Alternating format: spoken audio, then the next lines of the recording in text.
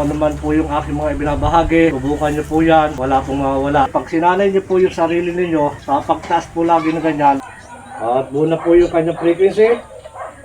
Ayan. Ito katits. Ayan.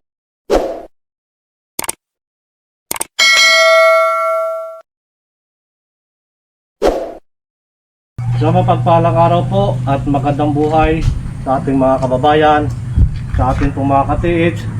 Demo pa rin po ng long range locator triple antenna ang pinusuan po ng ating isang katiits mula po sa probinsya ng Bukidnon. Katiits, dito mo po siya babalahan.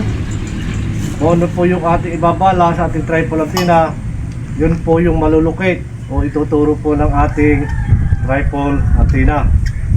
Yan, dito po siya babalahan. At meron po tayong pambala dito. Ito po yung 14 carats na ring.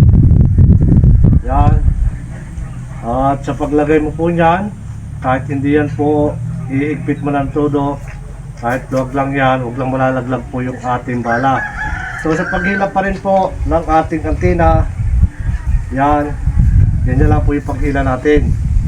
Hindi po yan hilahin natin isang diretso para hindi po siya masira. Ang antena po natin dapat nakakulb po yung pababa at wag lang po nakataas o wag lang po yung nakabalingkag. So ito katiits, ito po dulo ng antena sa ibabaw, ayos na po yan na ganyan, wag mo na po siyang pahabain.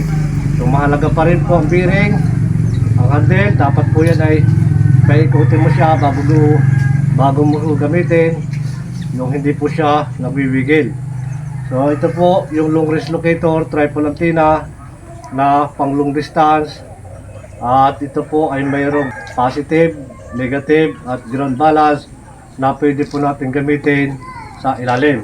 So meron pa rin po ako ilulukit dito. Ito po yung bracelet na 18 carats. Gamit po natin ang triple antenna at may bala po siyang 14 carats na ring. Ayan, ito po yung aking ilulukit. So mga kababayan, mga katids, muli ko pa rin po pinaalala sa ating lahat. Nakapagpapasok na po tayo sa ating site at mag-upay na tayo. Napakahalaga po na kayo ay magdadala ng suka. Yan po yung mga paunang lunas kung sakali na makainkwentro po tayo ng poison. So mga kababayan, mga katids, huwag nyo rin po kakalimutan itong ating antena, yung ipapahid po natin sa lupa. Napakahalaga po yan, na hindi po pwede hindi papahid dyan. Lalo na po kapag paiba-iba tayo ng area na ating pinupuntahan at malalayo. Dito pa rin. Diyan pa rin yan. So mga kababayan, mga katiit, sa unang pagtaas mo pa rin po kung ano man yung aking mga ginagawa, kung ano man po yung aking mga ibinabahagi, subukan nyo po yan. Wala pong mawawala. So, lagi po tayong practice sa paggamit po natin ng ating locator. At muli ko pa rin po pinapaalala, wala po nagsimula na marunong na agad. Lahat po yan ay pinag-aralan, pinagsisikapan na mapagalaw po natin ito pong ating locator. So, nasa pamamagitan nyo po yung katiits, nasa inyong kalooban, nasa inyong pag-iisip, nasa inyong pulso, yung pagkabit, yung paghawak ng ating pong locator. So ganito pa rin yan mga katiits. Yan. Wala pa rin po sa baba. Pag itinaas mo po yan, pantay, yung tama lagi po mga katiits. Yung pag-practice nyo lagi, yung tamang taas nyo. Hanggang doon po yung pag sinanay nyo po yung sarili ninyo, sa pagtaas po lagi na ganyan, makakabisado, at yun na po yung inyong magiging palatandaan na hanggang doon lagi po yung inyong pagtaas. Pag itinaas mo po yan, pilitin nyo rin po na pantay. At pag itinaas mo yan, pantay, pakiramdaman mo na po yan dulo kung saan po yan hihilahin ng oro ng gold. So ito mga kababayan, mga katiits, yan, mula pa rin sa baba. Kaya pagtaas po natin yan, doon na po agad yan, hihila. Yan. Yan, hinihila po agad ng aura ng gold ito pong ating locator. Yan, tuturo po agad siya doon sa ating pong target. Yan. Sa paggamit pa rin po natin ng triple antenna, kapag ginamit ko po unang taas, sa kanan po siya magtuturo, gagamit po tayo din sa kanang bahagi at kaliwa naman siya magtuturo. So ibig sabihin yon, magkakaroon po kayo ng idea na nandyan po yung ating nilulukit at wala po sa bandang likuran o kanang bahagi. Ito pa rin mga katiits. Ayan. Doon pa rin siya. Ayan, doon pa rin po siya natuturo. Ayan, ayan pa rin po yan. Ayan. Ayan, doon pa rin po natuturo yung ating locator. Ito pa rin. Ayan. Ayan, ito mga katiits. Ayan. Ayan, dyan pa rin.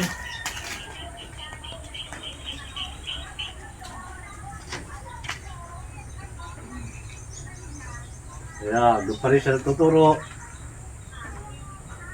Ayan, so mga kababayan, mga katiits, sa unang pagkakataon po na ginawa natin, gagamit po tayo sa isang bahagi, sa isang direksyon na gagawin po natin ay pa-cross. At ang locator po ay nagtuturo sa gitna.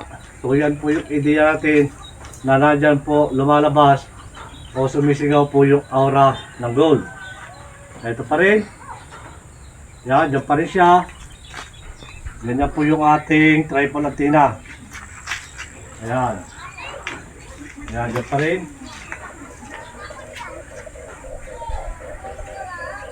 Ayan, ito pa rin mga katiits. Ayan. So, ganyan po kalakas yung ating triple antenna. At pagsikapan nyo lamang po na laging practice.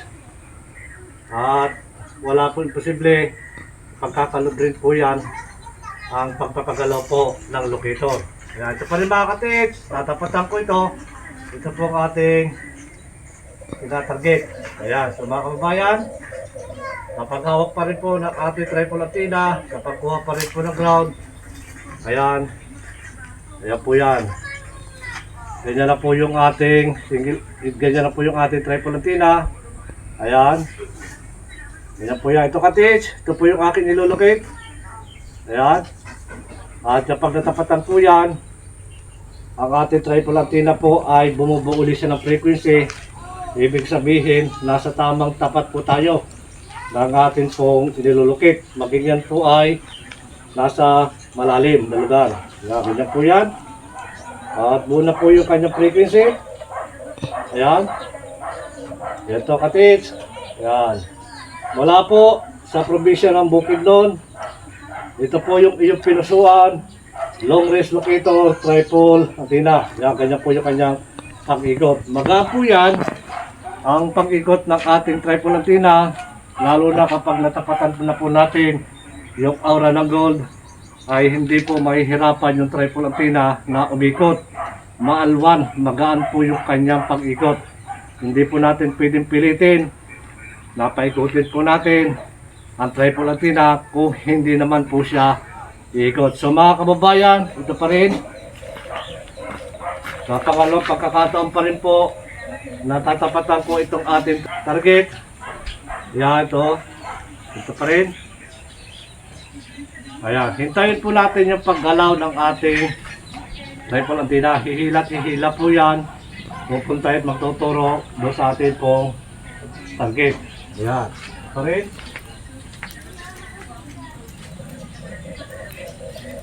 Ayan. Ito pa rin yan. Kahit po yan ay pagbalik-balikan natin, kahit ikot tayo dyan, nandito na po yung ating hinahanap. Diyan na po yung ating idea. Dito pa rin. Dito pa rin yan. Ayan. Doon pa rin po siya tumuturo. Ito pong ating triple antenna. Ito pa rin mga katigs. Ayan. Ayan. Ito pa rin. Sa pangalawang pagkakataon pa rin po mga katigs. Ayan. Dito pa rin. So tatapatan ko po yan. Ito pong ating triple antenna ay bumubuo na po siya ng frequency. Ayan. Ganyan po yung ating triple antenna. Ayan. Ito po at buo na po ulit yung kanyang frequency. Yan, tuloy-tuloy na po yung kanyang pag-ikot hanggang yan po ay bumilis na lang bumili. Ayan, ito mga kapit. Ayan. Yan na. Utake na po ulit mga kapit. Ito pong ikot ng ating triple antenna. Ayan. Ayan, mahalaga kapit na ang atin pong target ay dapat matapatan para umikot po yung ating locator. So yun po ang aking sinasabi kanina na kailangan po magdala ng suka. Huwag pong kakalimutan dyan. Yan ay bilang unang solusyon. Kung sakali man po tayo na maka-infiltre tayo ng poison gas ilalim, lalo na po yan ay napakadelikado, napakapanganib. Kaya mahalaga po yan ay huwag pong kakalimutan magdadala tayo ng suka sa ating area, lalo na kahit na kasama po natin yung naghukay, yung digger, ay mahalaga po yan na lagi natin bantayan.